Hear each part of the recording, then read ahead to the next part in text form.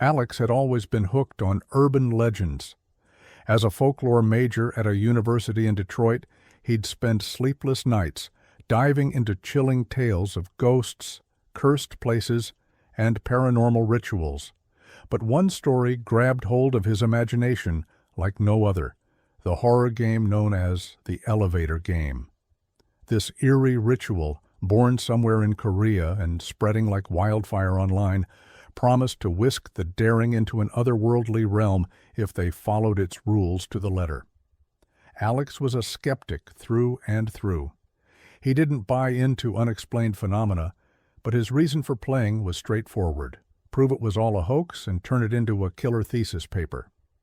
He stumbled across the ritual's details on a shady forum. You had to step into an elevator in a building with at least 10 floors, completely alone. The warning, "Never attempt alone," felt more like a dare than a red flag. Then came the specific sequence of floors: 4th, 2nd, 6th, back to 2nd, 10th, and finally 5th. Legend had it that on the 5th floor, a female spirit might step inside. The golden rule? Don't look at her. Don't talk to her. After that, hitting the button for the 1st floor would either bring you back to reality or, if the ritual worked, land you on the 10th floor of another world. Screw it up? The consequences were whispered about in the comments: vanishings, madness, or something far worse. Detroit, with its crumbling buildings and dark reputation, was the perfect testing ground. Alex picked the Hathaway Hotel, a once grand place now abandoned and falling apart. Locals called it a haunted building, swearing it was cursed. Word on the street was that decades ago a young woman had jumped from the 10th floor. Her ghost, they claimed, still wandered its halls. On a chilly October evening, Alex pulled up to the hotel.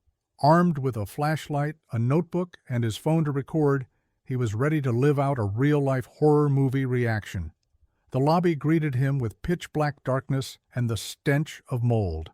The elevator, scratched up and rusted, looked like it hadn't run in years, but when Alex hit the call button, it creaked to life with a groan. "It's just an urban legend," he muttered under his breath, though his heart was already pounding. He stepped inside, and the doors slammed shut with a clang. The elevator cabin was dimly lit, the buttons worn smooth by time. Alex took a deep breath and started the horror game. First stop, the 4th floor. The elevator lurched upward, letting out a metallic groan. The doors slid open to reveal an empty hallway, its wallpaper peeling like dead skin, the silence pressed against his ears. Alex waited a moment, then hit the button for the 2nd floor. A faint chill crept in as the elevator descended, but he chalked it up to a draft. The 2nd floor was empty, just the distant drip of water echoing somewhere. Then the 6th, back to the 2nd, and up to the 10th. Each floor ratcheted up his nerves. On the 10th, he lingered, squinting into the shadowy corridor. Did something move out there? No, just a trick of his flashlight. The final step, the 5th floor. The elevator crawled down from the 10th, and the air grew thick, heavy. When the doors opened, Alex froze. Standing just outside was a woman in a tattered white dress, her back to him. His pulse spiked. "Don't look at her, don't talk to her," he chanted in his head, eyes glued to the floor. She stepped into the elevator, slow, silent. Alex could feel her presence, an icy cold radiating from her, though he didn't dare glance up. His hands shook as he reached for the control panel. He needed to hit the 1st floor and end this, but his fingers, as if guided by something else, hovered over the 10th floor button. "No, that's a mistake," he thought, but it was too late. His finger pressed it. The elevator shuddered and began to climb. Panic flooded him. This wasn't the plan. The cabin's light flickered, and the hum of the gears grew louder. When the doors opened on the 10th floor, Alex knew he'd crossed into an otherworldly realm. The corridor wasn't the decayed ruin he'd seen before. It looked brand new, clean walls, polished floors, but the colors were washed out, and the silence was suffocating. At the far end stood the female spirit. Now she faced him, her eyes hollow black voids. "Run! I've got to run!" flashed through his mind, but his legs felt like lead. She glided toward him, not walking, but floating above the floor. Alex remembered the way back, the reverse sequence of floors. He dove back into the elevator and frantically mashed the buttons, 5th, 10th, 2nd, 6th, 2nd, 4th. She was closer with every floor. On the 5th, her hand nearly grazed his shoulder. On the 2nd, a low, inhuman whisper filled his ears. By the 4th, when the doors opened, the corridor was old and ruined again.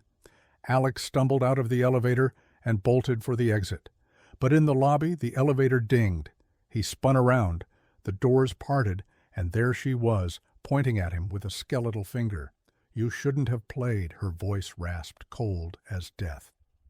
Alex tore out of the Hathaway and didn't stop until he was home. He tried to tell himself it was all in his head, but those eyes haunted him. Days later, weird things started happening. His apartment lights flickered for no reason, cold spots lingered in rooms, and at night he'd hear the faint chime of an elevator from nowhere. The elevator game wasn't just an urban legend. He'd brought something back from that other world, a reminder that some horror games come with dangerous consequences. Alex swore off scary videos and thrill-seeking for good.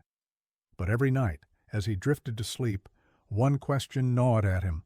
How long would she wait for him in that elevator? If this story sent a chill down your spine, hit that subscribe button so you don't miss our next terrifying tale that'll drag you into the world of paranormal mysteries and horror games. Drop your thoughts in the comments. Would you dare play the elevator game?